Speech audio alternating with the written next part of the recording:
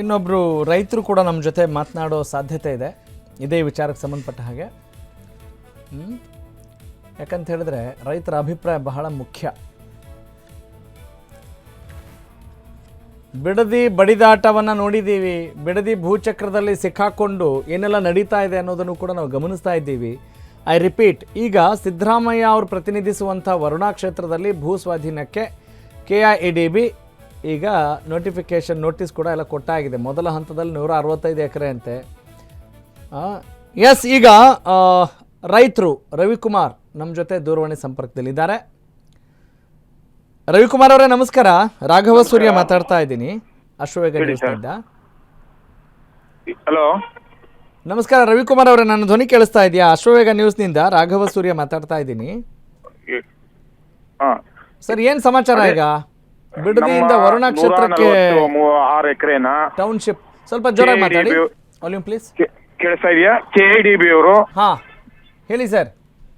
ಯಾವುದೇ ಈ 10 ದಿವಸದಿಂದ ಒಂದು ಪೇಪರ್ ನೋಟಿಫಿಕೇಶನ್ ಕೊಟ್ರು, ಪ್ರಿಲಿಮಿನರಿ ನೋಟಿಫಿಕೇಶನ್. ಅದಾದ ಒಂದ್ 3 ದಿವಸಕ್ಕೇನೆ ಒಂದು ನೋಟಿಸ್ ಕೊಟ್ರು. ಅದಾದ ಮಾರನೇ ದಿನದಲ್ಲೇ ಕರ್ಕ ಬಂದ್ರು MNC ಕಂಪನಿಗಳವ್ರನ್ನ. ನೋಟಿಸ್ ಅಲ್ಲಿ ಏನಿತ್ತು? ನೋಟಿಸ್ ಅಲ್ಲಿ ನಿಮ್ಗೆ ಇದು ನಿಮ್ ಜಾಗನ ಈ ತರ ಇದ್ ಮಾಡ್ತೀವಿ ಅಂತ ಬರೀ ಇದ್ರಲ್ಲಿ ಇದ್ ಮಾಡಿದ್ರು. ಆ ನೋಟಿಸ್ ನಿಮ್ಗೆ ಕಳ್ಸಿಕೊಟ್ಟಿದೀವಿ.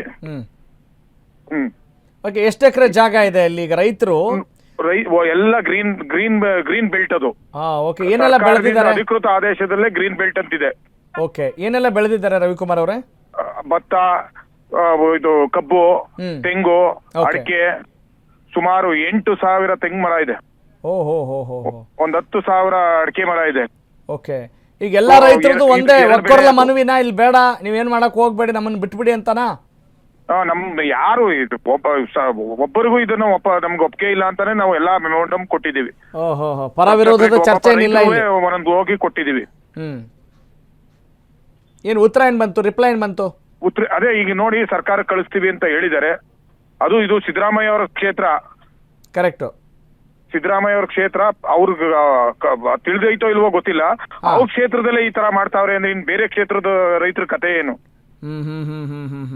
ಅಂದ್ರೆ ಇದು ರಾಜಕಾರಣದ ಒಂದು ಲೇಪನ ಇದೆ ಅಂತೀರಾ? ಹೌದು. ಈ ನೋಡಿ, ಇನ್ನೂ ನಮ್ದು ಅಕ್ವೈಸೇಷನ್ ಆಗಿಲ್ಲ, 4-1 ಆಗಿಲ್ಲ, 6-1 ಆಗಿಲ್ಲ. ಆ ಟಾಟಾ ಕಂಪ್ನಿಯವರ ಯಾರ ಮಹೇಂದ್ರ ಕಂಪ್ನಿಯವರ ಪವರ್ ಪ್ಲಾಂಟ್ಗೆ ಅನ್ಬಿಟ್ಟು ಬಂದು ಜಾಗಾನೇ ನೋಡಲಿಕ್ಕೆ ಬಂದಿದ್ರು. ನಮ್ದು ಇನ್ನೂ ನೋಟಿಫಿಕೇಶನ್ ಆಗಿದಿಲ್ಲ. ಓಕೆ, ರವಿಕುಮಾರ್ ಅವರ ನಿಮ್ದು ಜಮೀನ್ ಇದೆಯಾ ಅಲ್ಲಿ? ಹೌದು. ಎಷ್ಟು ಎಕರೆ ಇದೆ? ನಮ್ದು 30 ಗುಂಟೆ ಇದೆ. 30 ಗುಂಟೆ ಇದೆ. ಓಕೆ, ಅದು ನಮ್ದು ಅಲ್ಲಿ ಒಂದು ಮನೆ ಕಟ್ಕೊಂಡಿದೀವಿ, ಒಂದು ಕುರಿ ಶೆಡ್ ಮಾಡಿದೀನಿ. ಅದ್ರ ಜೊತೆಗೆಲ್ಲ ಹೋರಾಟನೂ ಮಾಡ್ತೀವಿ. ಕೋಳಿ ಸಾಕೊಂಡಿದೀನಿ. ಪರವಾಗಿಲ್ವಾ? ಅಲ್ಲ, ಎಲ್ಲ ಜೀವನ ಚೆನ್ನಾಗಿ ನಡೀತಾ ಇದೆ. ಅದೇ ಮಾಮೂಲಿ, ಅದೇ ಇದ್ರಲ್ಲಿ ನಮ್ದು ಅದೇ ನಂಬ್ಕೊಂಡು ನಾವಿರೋದು. ಓಕೆ, ಈಗ ಬಿಡದಿದು ನೋಡಿದೀರ ಎಷ್ಟೆಲ್ಲ ಗಲಾಟೆಗಳು ನಡೀತಾ ಇದ್ದಾವೆ, ಉದ್ದಟತನ ನಡೀತಾ ಇದೆ, ರಾಜಕಾರಣದ ಒಂದು ಪೀಕ್ ಏನು ಅವ್ರದ್ದು ಒಂದು ಕಚ್ಚಾಟಗಳನ್ನೆಲ್ಲ ನೋಡ್ತಾ ಇದೀವಿ. ಅವ್ರವ್ರ ಬೆಳೆ ಬೇಯಿಸ್ಕೊಳ್ಳೋಕೇನೋ ಮಾಡ್ತಾ ಇದ್ದಾರೆ. ಯಾಕೆ ಹಿಂಗೆಲ್ಲ ಮಾಡ್ತಾ ಇದ್ದಾರೆ ಅನ್ನಿಸ್ತಾ ಇದೆ ರವಿಕುಮಾರ್ ಅವರೇ ನಿಮ್ಗೆ? ಇದು ಏನಂದ್ರೆ, ಈಗ ಸಕ್ಕರೆ ಅದೇನೋ 70 ರೂಪಾಯಿ ಅಂತಿದ್ರೆ, ಈಗ ಭತ್ತದ ರೇಟು ಅಥವಾ ತೆಂಗು ಇದೆಲ್ಲ ನನ್ನ ಲೆಕ್ಕಾಚಾರ ಮುಂದಕ್ಕೆ ಇವರು 150, 200 ಆ ತರ ತಗೊಂಡ್ ಕೊಡ್ಬೇಕಾಗುತ್ತೆ. ಎಲ್ಲ MNC ಕಂಪ್ನಿಗಳಿಗೆ ಕೊಟ್ಬಿಟ್ರೆ ಅದು ಫಲವತ್ತಾದ ಭೂಮಿ, ಹಸಿರು ವಲಯದ ಭೂಮಿ. ಅಲ್ಲ, ನೀವು ಅವಾಗ ಒಂದು ಮಾತು ಹೇಳಿದ್ರಿ, ಸಿದ್ದರಾಮಯ್ಯ ಅವ್ರಿಗೆ ಗೊತ್ತಿದೆಯಾ ಇಲ್ವೋ ಈ ವಿಚಾರ ಅಂತ ಅಂದ್ರಿ ಅಲ್ವಾ? ಹೌದು. ಅಂದ್ರೆ ಕ್ಷೇತ್ರಕ್ಕೆ ಅವ್ರೇನ್ ಬಂದಂಗೆ ಕಾಣಿಲ್ಲ ಹಂಗಿರೆ?